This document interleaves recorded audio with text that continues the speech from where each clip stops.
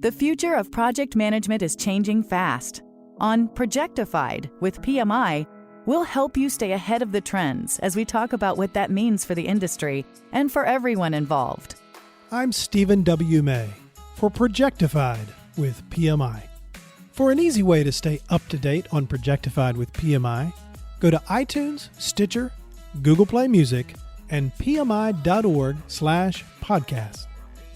In this episode, we sit down with Oren Klaff, pitch expert and author of Pitch Anything.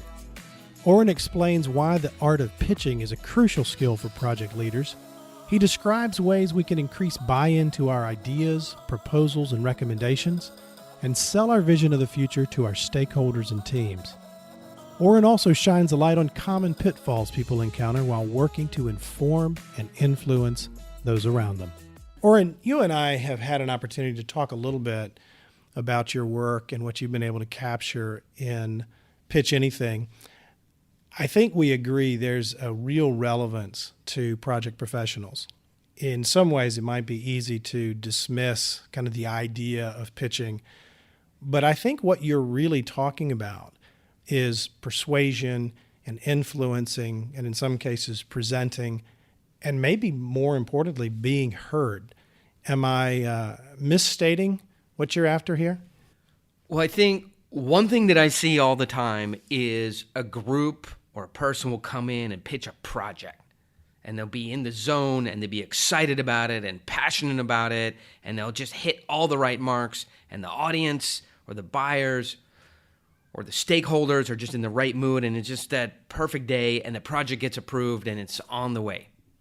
Then it's time to come back in for a report, status update, wherever, and we forget how new the project is and how shifting these environments in and how shifting budgets are, and we don't repitch it. So then we give someone an update, and then the tough questions come in. Where are we?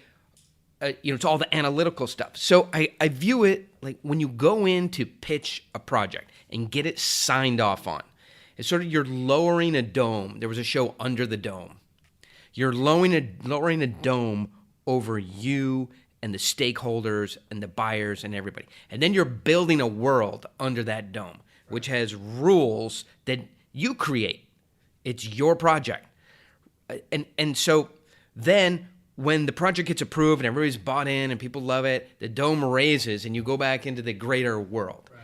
When you come back in to report on that project, to talk about what's been done, what's gone right, what hasn't gone right, where the budget is, where we are on the Gantt chart, you drop a line, what milestones we hit, what we didn't.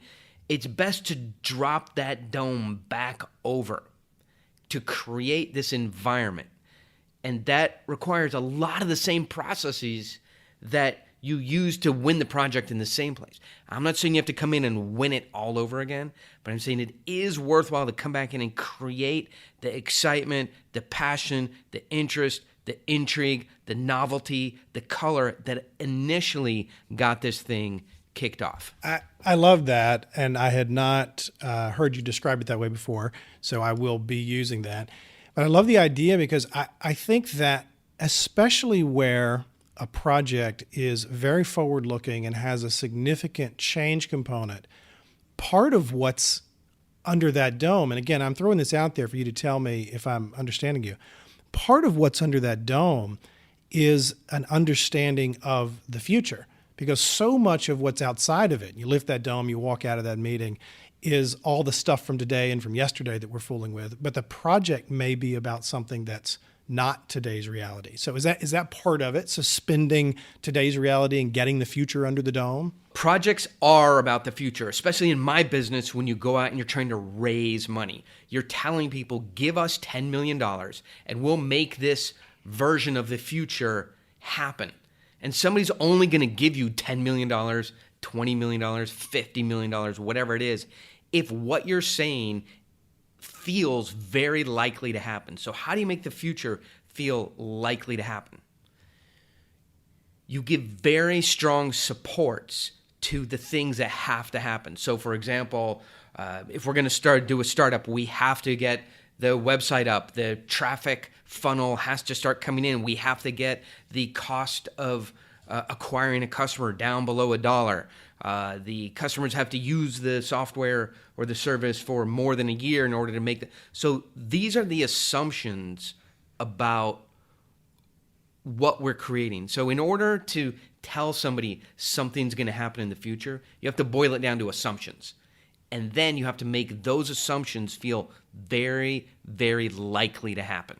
Right. And so when you're coming back in and reporting on a project that's been started or trying to win a new project, it's all about boiling down to a few measurable things that everybody can focus on, and then making, because nobody knows the future, it's a complete crystal ball, making those things feel very likely to happen. That's the job of selling the future. We've got to know, what were the rules we established for the reality under this dome? You know, I mean, that's what I think I hear you saying. For sure. What happens is people come in to sell, pitch, repitch, report, and it is too grandiose a scheme. It's too many details. And the focus is, what are the assumptions that really will make the project work? Yeah. And where are we on those assumptions? Because people can argue with you on all kinds of things that don't matter. People are argumentative. Analysts. So the big thing is, when new stakeholders come in, they want to show their social worth to the project leader. Right. So we see this all the time in finance. A new analyst shows up, and you're reporting on a project, and they go, what about this thing that they've caught in their mind, right? And they're trying to show their project leader how smart they are by noticing some trend line or some minor issue about your project. You could spend an entire meeting chasing these conversation threads. And I think that's a big takeaway for me. Not every question deserves an answer, a full investigation, an explanation, or to take up part of a meeting. This is the number one place where people get tripped up. A question comes out, it's this, semi-legitimate question that's technical or analytical in nature. Right. But this meeting is an hour long. There's 35 minutes left. To go down this wormhole will just chew up time and not actually accomplish anything. I don't recall if you addressed the issue of trust directly, but I would think there's a strong connection between trust and the degree to which people are willing to enter into that agreement, where they will, okay, we're going to assume for now that the machines do what they say they're going to do. And understand that could be 1,000 different things, but staying with the example, where's the trust connection? So trust is something that, truthfully, when you're pitching a project and you're in the early stages of it, you're trying to shortcut trust. And there's some ways to do that, because trust takes time to build. And what you're trying to do is bridge the gap of, we don't have enough time to build a human scale relationship with trust in it. That requires cycles. And so what are the things that can replace trust? Credibility is one for sure. Social proof is another. But for me, what I think is one of the strongest tools you can have here is autonomy, right? When you're giving someone information, when you're asking them to decide in your favor or believe your projection or believe your results or believe your version of the future, there's a process you want to go through. We can talk a little bit about it, but you want their buy-in. You want to influence them to make a decision. You want them in go-forward mode. The reason salespeople can feel cheesy, slimy, greasy, is because they never give you autonomy to decide on your own. They're leading you the whole way.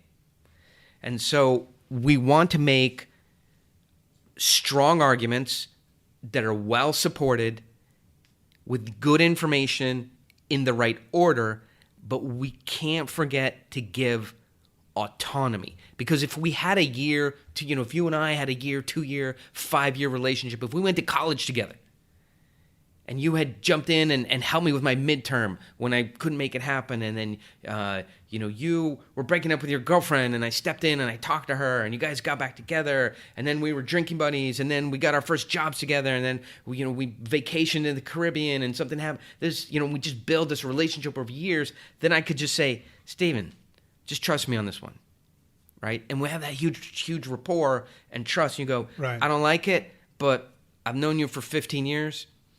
You're the real deal. If you say it's good, I'll go with it. We don't have that. So we have to replace it with something. And that is to make a good argument, well supported, and then get to the point and say, look, I can't tell you what to do. I've laid out the case. I believe in it. We think this is the best solution, but I put it in terms of what we just laid out. How do you want to approach it? I think that's a huge point for the project professional out there. So many in this space have such a high level of integrity and professionalism about the work that there can be a reluctance to really want to influence or want to bring persuasion or maybe take some of the steps they need to take to be heard. And I think a point you just made is the point that keeps their integrity intact. It says, look, you've got to give that autonomy. You keep the decision rights with the person that should have it. That doesn't stop you from bringing the kind of influence and persuasion that you should be bringing. So I think about it like this, especially for analysts and project managers. We tend to want to over-rely on our information to do the persuasion, the influence, and be compelling. But we have to understand information has no convincing power. It leads me to maybe the three major problems that I see in every presentation. Presentations fall into three categories. One is the information dump. We have so much good information.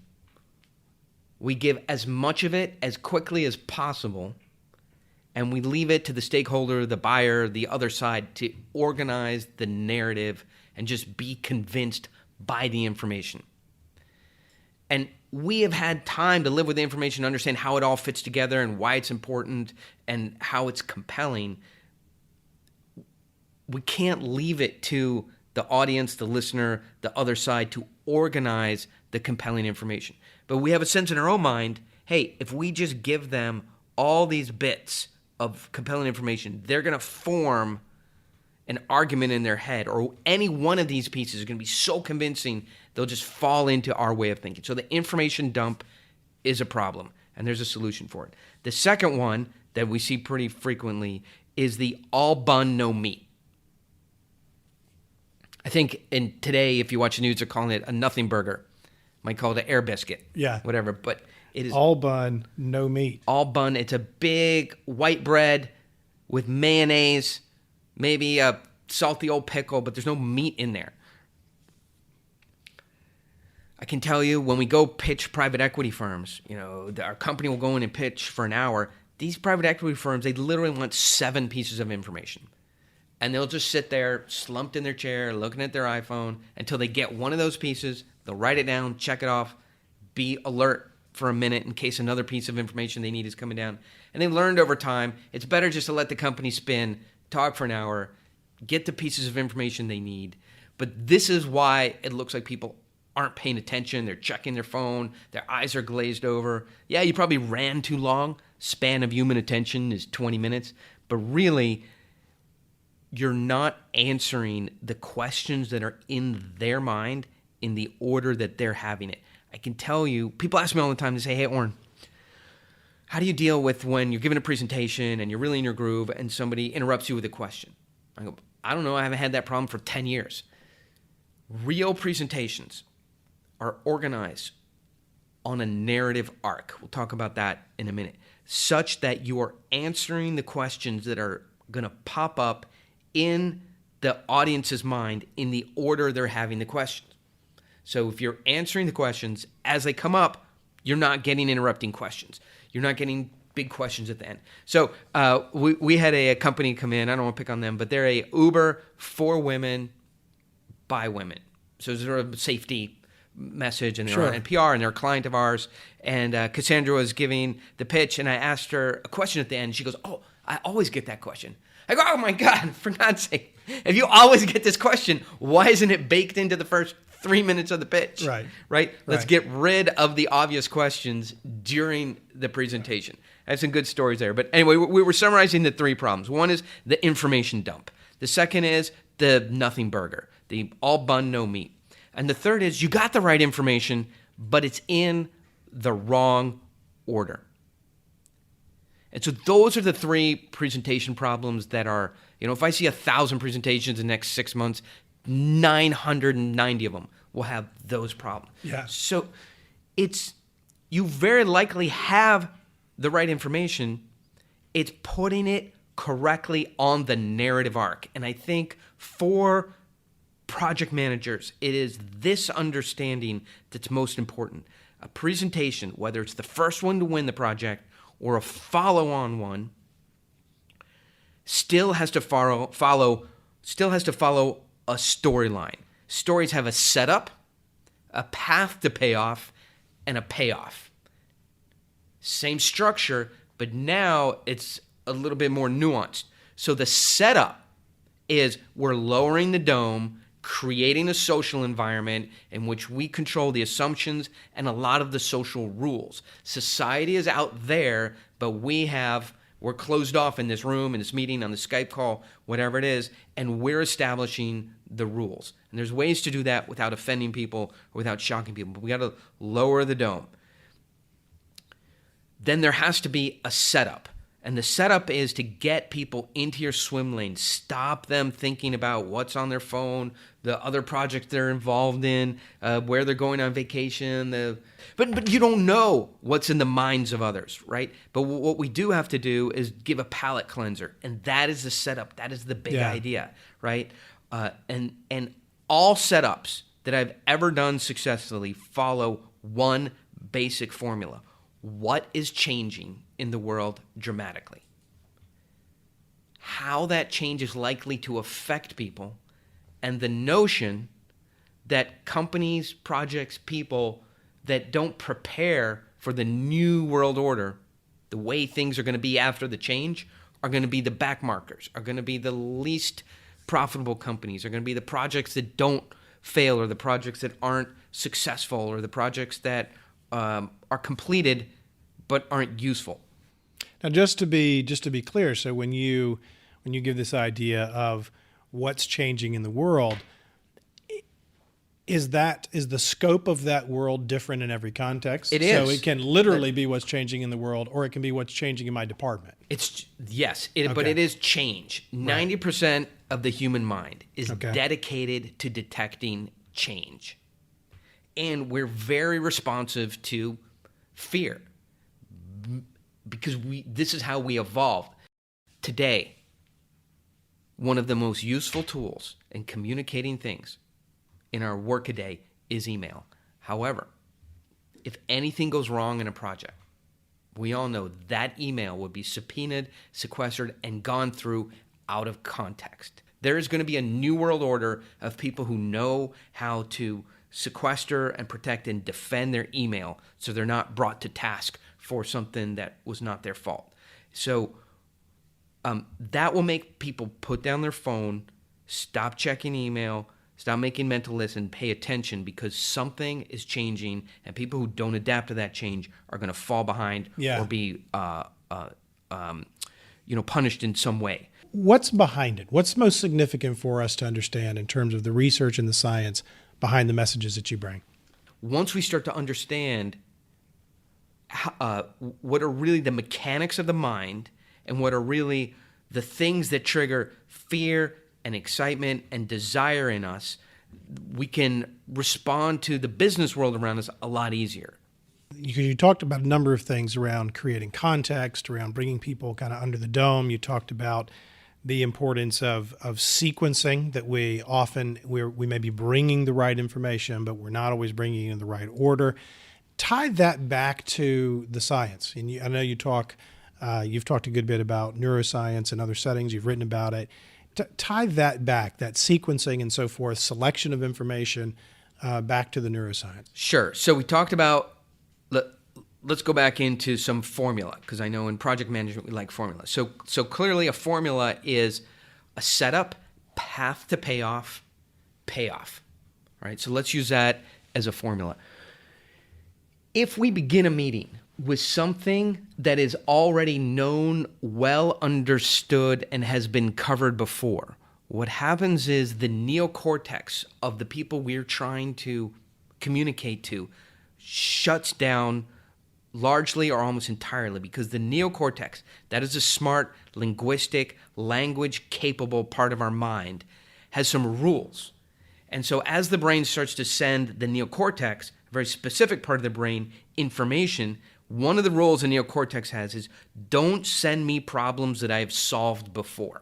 The neocortex does not like to do work. It has to be enticed to do work. And so if you are giving it information, a problem, ideas that it is already familiar with, or problems that it has already solved, it won't engage. It wants to conserve energy for a serious problem. So what you just described a moment ago with people coming in and sharing information at the start of a meeting that everyone at least feels like they've heard before, you've described a pretty big percentage of status meetings. And I think one of the things that we as project professionals need to understand is that this notion of pitching, which I hope by now everyone realizes is relevant to us, isn't reserved for the new project. It's also about coming back and building support for a body of risk that we've discovered, building support for a way of mitigating that, building support for shifting the way resources are being used in a project. Am I overstating that? No, absolutely. Okay, then. We're going to pick up this conversation with Oren Klaff in the very near future. He has a lot more detail to share on this crucial and often neglected subject of presenting and pitching your project work. Stay tuned, and thanks for listening. For an easy way to stay up to date on Projectified with PMI, go to iTunes, Stitcher, Google Play Music, and pmi.org/podcast.